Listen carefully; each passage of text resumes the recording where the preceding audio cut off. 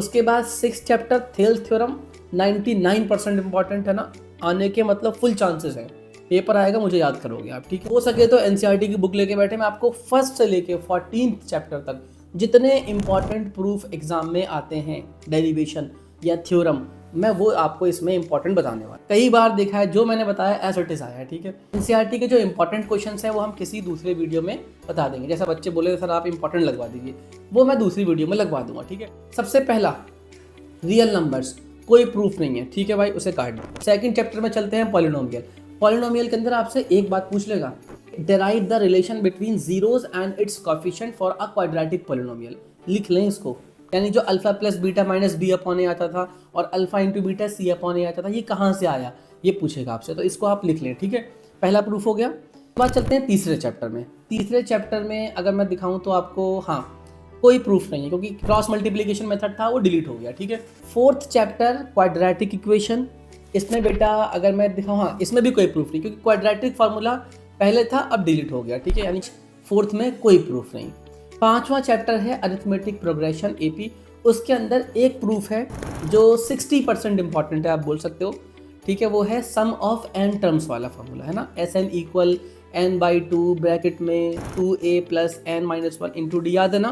तो ये वाला एक प्रूफ है जो 60% इंपॉर्टेंट है, ठीक है। अब चलते हैं बेटा 6 चैप्टर में। 6 चैप्टर है हमारा ट्राइंगल्स, और इसमें सबसे इंपॉर्टेंट प्रूफ, पूरी बुक का सबसे important proof, Thales theorem, BPT, basic proportionality theorem, ठीक है। अगर लाइन पैरेलल है तो रेशियो इक्वल होगा, तो ये आपको हर हाल में करके जाना है क्योंकि एक ही चैप्टर में, 6 चैप्टर में बेचारा एक ही प्रूफ बचा है, वो बहुत इंपॉर्टेंट है, ठीक है भाई। ये हो गया क्लियर। चलो अब चलते हैं 7th चैप्टर। 7th है हमारा कोऑर्डिनेट ज्योमेट्री। इसमें बेसिकली 2 प्रूफ्स हैं, लेकिन उसमें सबसे इंपॉर्टेंट है सेक्शन फार्मूला। सेक्शन फार्मूला मतलब चांसेस है 3 मार्क्स में पूछता है, तो सेक्शन फार्मूला वाली वही x equal m1x2 plus m2x1 upon m1 plus m2, याद होगा, ठीक है। ये इंपॉर्टेंट है, कैसे आया तो आपको पता होना चाहिए इसका प्रॉपर डेरिवेशन।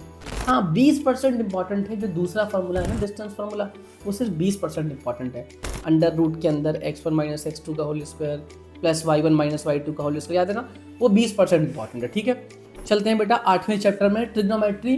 ट्रिग्नोमेट्री में कोई प्रूफ नहीं है ना, कोई थ्योरम का प्रूफ नहीं है। एक्सरसाइज वाले इंपॉर्टेंट क्वेश्चन मैं आपको बताऊंगा, 8.3 में क्या इंपॉर्टेंट है वो सब मैं बताऊंगा, ठीक है। लेकिन इंपॉर्टेंट थ्योरम्स की बात कर रहा हूँ, उसमें कोई प्रूफ नहीं है, ठीक है। उसके बाद चले आगे chapter 9th height and distance. उसमें बेटा अगला चैप्टर, हाँ, उसमें कोई प्रूफ नहीं, ठीक है। हाइट एंड डिस्टेंस को भी आप काट दो। उसके बाद टेंजेंट वाला चैप्टर, हाँ, उसमें एक प्रूफ है जो कि कम इंपॉर्टेंट है ना।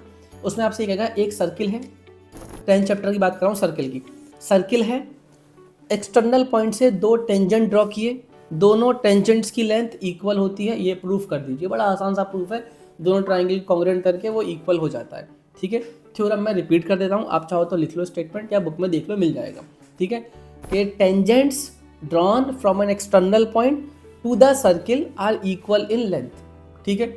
इसका प्रूफ है, मुश्किल से 2 नंबर में आएगा, इससे ज़्यादा इसकी औकात नहीं है, ठीक है। बाकी थ्योरम्स जो हैं वो एक भी थ्योरम इंपॉर्टेंट नहीं है। एनसीईआरटी की जो एक्सरसाइज है उससे कौन से क्वेश्चन इंपॉर्टेंट है वो मैं आपको बाद में बताऊंगा, क्लियर है। तो 10 चैप्टर में आपको एक प्रूफ मिला, लीस्ट इंपॉर्टेंट कह सकते हैं इसको। आगे चलते हैं बच्चों, 11 में तो डिलीट ही हो गया, कंस्ट्रक्शन है ना। हाँ, 12 में चलते हैं, जो आप सरफेस एरिया एंड वॉल्यूम है ना, तो कोई प्रूफ नहीं, ठीक है, उसे छोड़ दो आप। आगे चले हम लोग, कौन सा चैप्टर है बेटा, एरिया रिलेटेड टू सर्किल, हाँ, कोई प्रूफ नहीं है ना, उसमें भी कोई प्रूफ नहीं, उसे भी आप काट सकते हो। लास्ट चैप्टर है स्टैटिस्टिक्स। 3 फार्मूले सिर्फ याद करके आने हो, और हर फार्मूले पे आपको 2-2 क्वेश्चंस आने चाहिए, एक बेसिक, एक अच्छा। मिसिंग फ्रीक्वेंसीज वाला याद है आपको, मैंने करवाया था, ठीक है।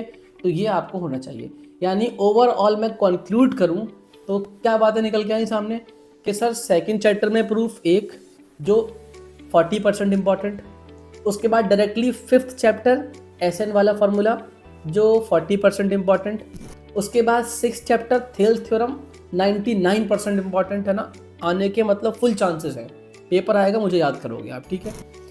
7 chapter coordinate geometry section formula ठीक ठाक इंपॉर्टेंट है, मतलब 80% इंपॉर्टेंट है ना। उसके बाद बाकी आगे 9, 10 में 20% इंपॉर्टेंट है, वो छोड़ सकते हो आप, बाकी कहीं प्रूफ नहीं है ना। कुल मिला के इन टोटल हमारे पास 4 से 5 प्रूफ है पूरी बुक से, तो आप ये अलग से एक प्रूफ वाली कॉपी बनाना। आपको अगर आते हैं तो बढ़िया, अच्छी बात है। अगर नहीं आ रहा तो भैया या तो आप कहीं पर देख लो, अदरवाइज़ आप मुझसे रिक्वेस्ट कर दोगे तो मैं तो बेस्ट पॉसिबल जो तरीका हो सकता है समझाने का वो आपको समझा दूंगा। तो 4 प्रूफ करके जाओ। उम्मीद है इसमें से मैं गारंटी दे रहा हूँ कि आपको एक प्रूफ ज़रूर दिख जाएगा। ठीक है, बाकी कहीं परेशान होने की ज़रूरत नहीं है। नेट पे इधर उधर देखोगे बहुत उल बलूल चीज़ें पड़ी हैं, मतलब दिमाग ख़राब हो जाएगा आपका। ठीक है, ये कर लो वो कुछ नहीं, सिर्फ ये 4 प्रूफ करके चले जाओ।